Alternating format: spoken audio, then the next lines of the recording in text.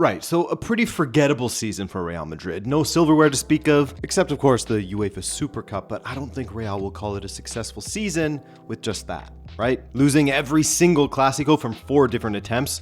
First time a manager's ever done that. Losing to Liverpool, whom they hadn't lost to since 2009. Losing to an absolutely dusted AC Milan side that won't even be in Europe next year. Losing to the GOAT. Anthony, how's that feel? But not every season can be remarkable, right? One major high point would be that Kylian Mbappe held up his end of the bargain in the attack, 40 goals so far in his first season with the club, a record for a newly arrived player, which was impressive given how disjointed and weird the attack had been all season, as we've gone over in a few videos. Part of that was down to Ancelotti's lack of structure when it came to the attack. His policy of letting players be expressive in the final third and allowing them to figure it out and make decisions themselves has worked wonders in the past. But when it stops working as well as it should, then some direction is needed, right? And that seemingly never came, and if it did, then they had difficulty in implementing it, didn't they? But with Ancelotti leaving and all things pointing to Xabi Alonso, there are a few areas that really need sorting, and some that need rebuilding, because by their own standards that they had set, this was a disaster season for Real. It's funny because I guess it's because of the club's attitude mixed with their success, but winning is the absolute expectation for them. A down season isn't really tolerated amongst the people at the club, the fans, and even rival fans who use that as a stick to beat them with. And fair enough, that's football, right? But with Carleto leaving, there hasn't been a confirmation of Xabi yet becoming the new head coach. But don't tell that to the media, where every article speaks as if Xabi Alonso was already the coach who has been unveiled. You know, Alonso wants these 5 players to leave. Alonso demands Modric's renewal. Alonso asks Real Madrid for this specific breakfast on Thursdays, and on they go, despite no announcement yet. But it's coming.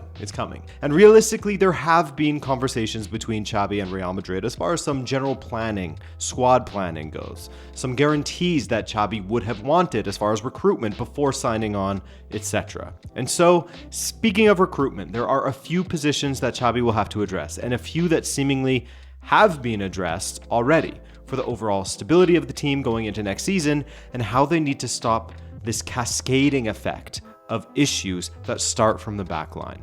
So let's talk fullbacks, let's talk center backs, and how the defense improves the midfield. Rafinha scores! 3-2! They turn the game on its head! So sure, the attack wasn't scoring as many goals as perhaps an attack consisting of Mbappe, Vinicius, Rodrigo, and backed up by Bellingham should be scoring, right? But the main problem for Real Madrid was absolutely at the back this past season. Now, I made a video on this previously about how the backline has been completely neglected when it comes to signings over the last few years, and that's why we're seeing so many transfer rumors for Real Madrid focused in that area of the pitch, and Real Madrid seemingly going ahead with a few of said rumors. Sorry, let me rephrase that, by the way.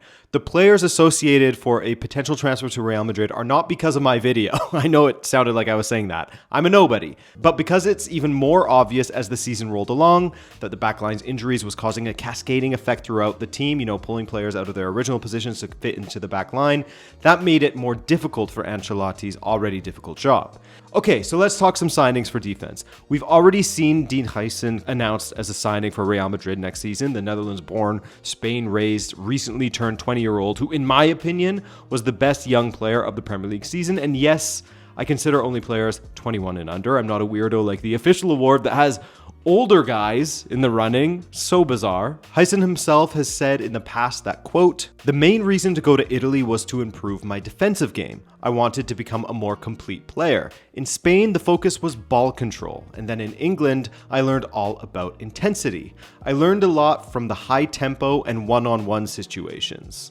And you can really see that in his game, can't you? While he is very solid on the defensive end of things, he's also incredible at reading the game and advancing the ball through passing or carrying forward himself. It's funny, if you look at highlights of him, a lot of it, he's doing anything but defending.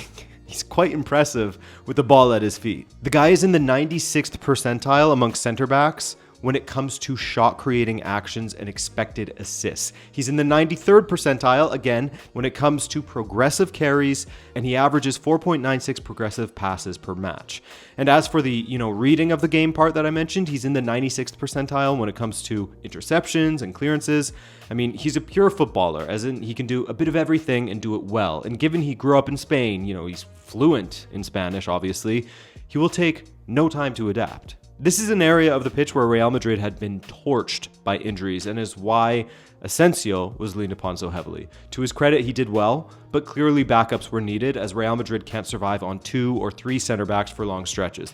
Not when they are consistently a team that plays somewhere in the vicinity of 50 matches per season, and especially if Xavi does indeed move to a back 3, which has been spoken of at length. I'm not sure if he will do that necessarily because, in fact, Xabi Alonso has taken this past season to try playing with a back 4 far more often than he did in the season prior. So who knows, maybe he was warming up to it in preparation for his move to Real Madrid and to add another sort of arrow to his quiver, so to speak. But whether it's a back 4 or a back 3, Real Madrid need fullbacks. Ferland Mendy has failed to wow Real Madrid supporters on the left, always injured also, as has Fran Garcia, and with Lucas Vazquez looking inept when it comes to covering the injured Dani Carvajal on the right, I mean, both sides of the back line need reinforcements. The entire back line is on life support, or was on life support.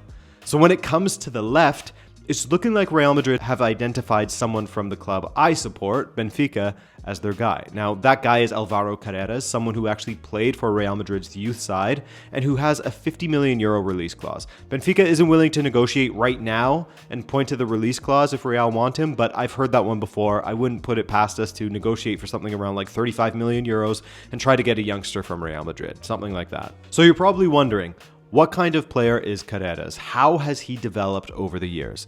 People often ask me in a how does he compare to Grimaldo framed question, and they are very different. First of all, Grimaldo is much better when it comes to his crosses, set pieces, and strikes at goal as well. Just in general, Grimaldo is more attack-minded, I would say, than Carreras and takes part in the final phase of the attack far more. Carreras isn't as gifted at crossing, but he is quite decent at launching attacks with through balls and even progressing the ball himself on the dribble. He's tidy with his passing, he can play the ball in behind defenders well, but if you're looking for someone who has the technical proficiency of Grimaldo or Alexander-Arnold, that's not him. He's not like a set-piece specialist kind of guy.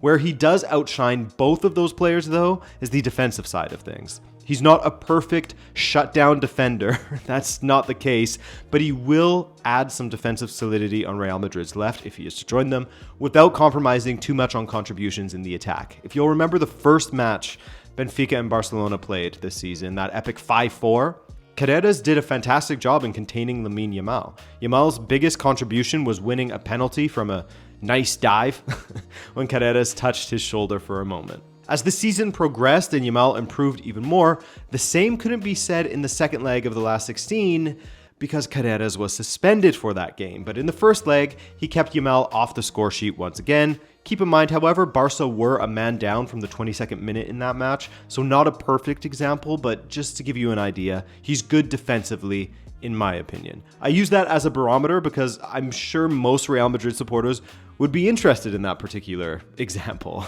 Granted, Yamal has evolved into something else as the season has gone on, right? So I think everyone's going to struggle with him. Now, on the other side, Fabrizio Romano is already saying, here we go, to Alexander-Arnold signing with Real Madrid. So I guess we can take that as almost a guarantee at this point. Now, he's not perfect defensively, we all know that, but he absolutely will add something that Real Madrid has been missing from their fullbacks without Carvajal, besides when Valverde played there, which is offensive contributions. Alexander-Arnold will be able to launch attacks, pick out the attackers through a crowded box, play looping, accurate balls to the back post for someone to attack at that far post, and so much more.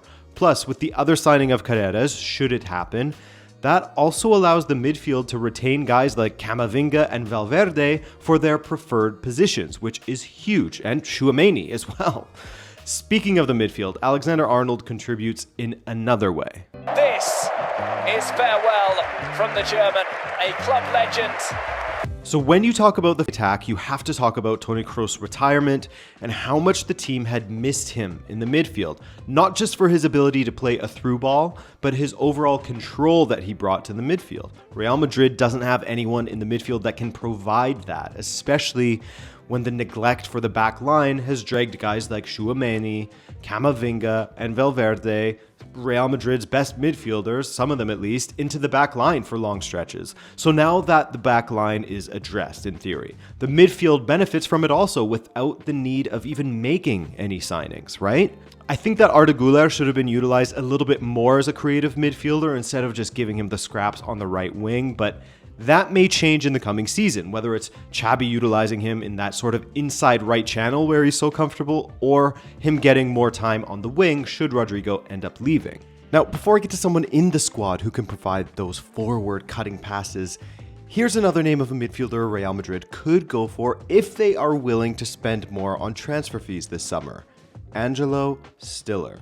The Stuttgart midfielder has really started to make a name for himself this season, with his passing in particular catching the eye of a lot of clubs, and allegedly, if you want to believe newspaper stories, catching the eye of Toni Kroos himself.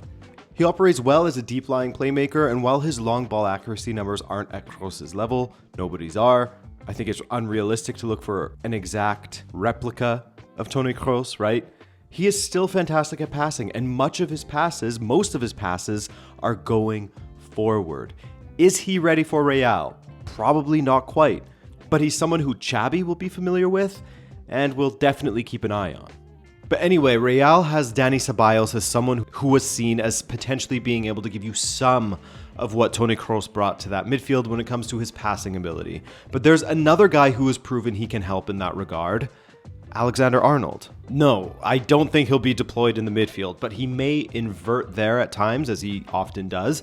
And this is where his distribution will be highly beneficial for Real Madrid's attackers. I mean, from the wide areas as well, of course. Distribution is distribution, right? But where you often saw the attackers making runs that either weren't seen or the midfielder didn't back themselves to be able to pull off a weighted through ball, Alexander-Arnold will absolutely back himself to do so, as he has that ability. So no, it's not a perfect example of replacing Kroos and his overall role with a like-for-like guy, but you do get the benefits of some of the skill set that Kroos had, of what he offered. I won't dare to say that he can do it at Kroos' level, obviously, but Alexander-Arnold has proven to be lethal with his distribution and can at least fill some of that void of service, that Real Madrid's attackers were feeling without Kroos this past season. So one thing's for sure, it's going to be fascinating to see how Real Madrid respond to this season, this sort of new era should Xabi join, which seems like a given, how he'll make use of all of these key pieces in the team. I mean, there are talks of having Vinicius and Mbappe play as a front two with Güler and Bellingham in support in the midfield behind them. There's plenty of speculation about the Club World Cup and how that will likely show some of Xabi's ideas going into next season. All right, guys, thanks for joining me as always, and I'll see you later this week, for another video, which will be the Champions League final preview. Take care.